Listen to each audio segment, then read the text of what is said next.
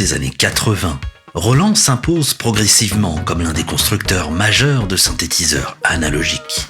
Mais l'entreprise japonaise se retrouve face à une réalité industrielle très complexe. Les polyphoniques analogiques existent déjà et incarnent une forme d'aboutissement technologique. Mais leur fabrication reste coûteuse et leur maintenance exigeante.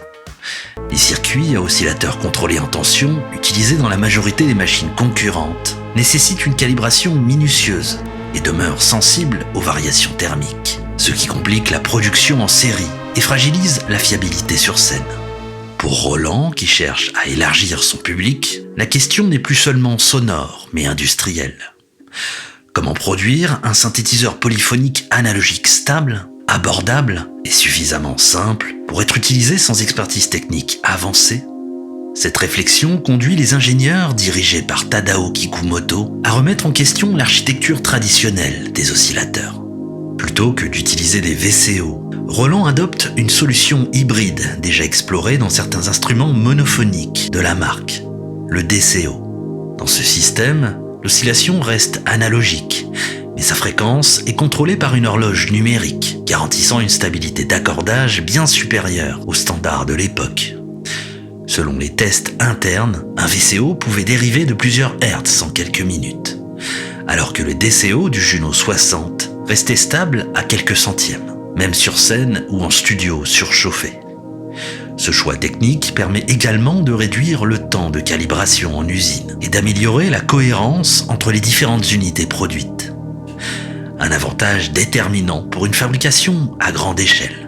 Le DCO devient ainsi la pierre angulaire du projet Juno, autour duquel va s'articuler l'ensemble du design. La première concrétisation de cette philosophie apparaît en 1982 avec le Roland Juno 6, qui sert de base technique au futur Juno 60. Le Juno 6 propose une polyphonie de 6 voix, chacune construite autour d'un DCO capable de générer une onde en dents de scie et une impulsion modulable, complétée par un sub-oscillateur carré destiné à enrichir le spectre. Ce choix d'un seul oscillateur par voix constitue une décision économique majeure, réduisant considérablement la complexité électronique par rapport aux synthétiseurs multi-oscillateurs. Pour compenser cette simplicité, Roland intègre dès l'origine un effet chorus analogique stéréo, basé sur des circuits BBD MN3009, qui épaissit le signal et crée une sensation d'élargissement sonore. L'identité du Juno se construit ainsi autour d'un équilibre précis entre minimalisme structurel et enrichissement par modulation. Si le Juno 6 valide la solidité du concept, il révèle également une limite importante, l'absence de mémoire de preset. À mesure que les studios adoptent des workflows plus complexes, la capacité à rappeler rapidement un son devient une exigence concrète. Roland décide donc de faire évoluer la machine sans modifier son moteur sonore, en ajoutant une couche de contrôle numérique chargée de mémoriser et restituer les paramètres. Le développement du Juno 60 repose principalement sur cette intégration, qui nécessite l'introduction d'un microprocesseur capable de stocker les valeurs et de les reconvertir en tension de contrôle pour piloter les circuits analogiques. Le processeur utilisé, un 8 bits NEC, permettant de rappeler instantanément n'importe quel preset. Cette hybridation entre audio analogique et contrôle numérique marque une étape importante dans l'évolution des synthétiseurs Roland. Le défi consiste à intégrer ces fonctions sans altérer la simplicité d'utilisation, ni augmenter excessivement le coût de production.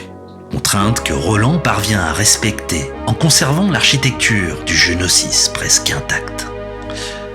Au cœur de chaque voix, Roland utilise plusieurs circuits intégrés emblématiques de ses synthétiseurs analogiques. Le filtre passe-bas résonnant repose sur le IR3109, qui offre une réponse douce et musicale, tout en restant stable et reproductible sur chaque unité fabriquée. Le VCA, basé sur le BA662, assure une dynamique précise et contribue au caractère sonore global de la machine. L'ensemble de ces choix reflète une approche pragmatique de l'ingénierie, privilégiant des circuits éprouvés et modulaires afin de faciliter la maintenance et la fabrication en série. Le recours à des cartes voix identiques participe également à cette logique industrielle, permettant une production rationalisée et une réparation simplifiée. Chaque carte comprend la totalité des circuits nécessaires pour une voix, de l'oscillateur au VCA, et peut être remplacée indépendamment en cas de panne. Le chorus analogique, élément central de l'identité sonore du Juno, fait lui aussi l'objet d'un compromis technique assumé. Basé sur 2 lignes de retard BBD modulées, il crée une instabilité temporelle qui élargit le signal et donne l'impression de superposition oscillatoire inexistante dans l'architecture de base.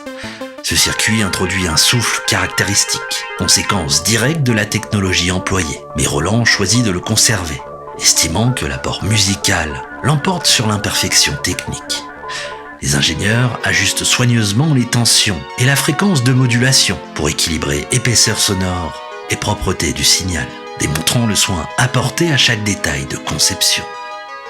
La conception du Juno 60 se déroule également dans une période d'incertitude concernant la communication entre instruments électroniques. Le MIDI n'étant pas encore standardisé au moment du développement, Roland implémente le DCB, Digital Control Bus, un protocole propriétaire permettant la synchronisation et le contrôle entre certaines machines de la marque.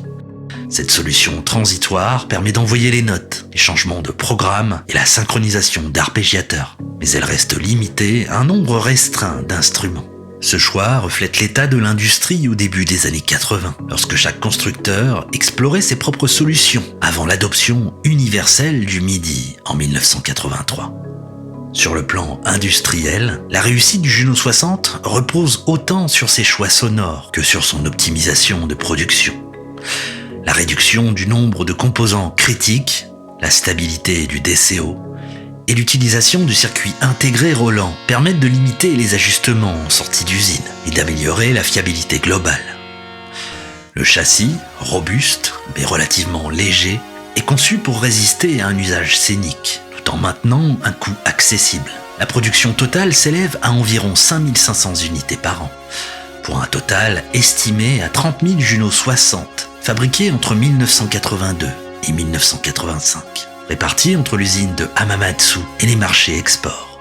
Cette rationalisation explique la diffusion importante de l'instrument et sa présence durable dans les studios des années 80. Lorsque Roland introduit en 1984 le Roland Juno 106, intégrant le MIDI natif et une gestion numérique plus avancée des paramètres, le Juno 60 apparaît rétrospectivement comme une étape décisive dans l'évolution du design hybride analogique numérique. Il incarne un moment où l'ingénierie Roland parvient à concilier stabilité, accessibilité et identité sonore, tout en amorçant la transition vers des architectures de plus en plus pilotées par microprocesseurs.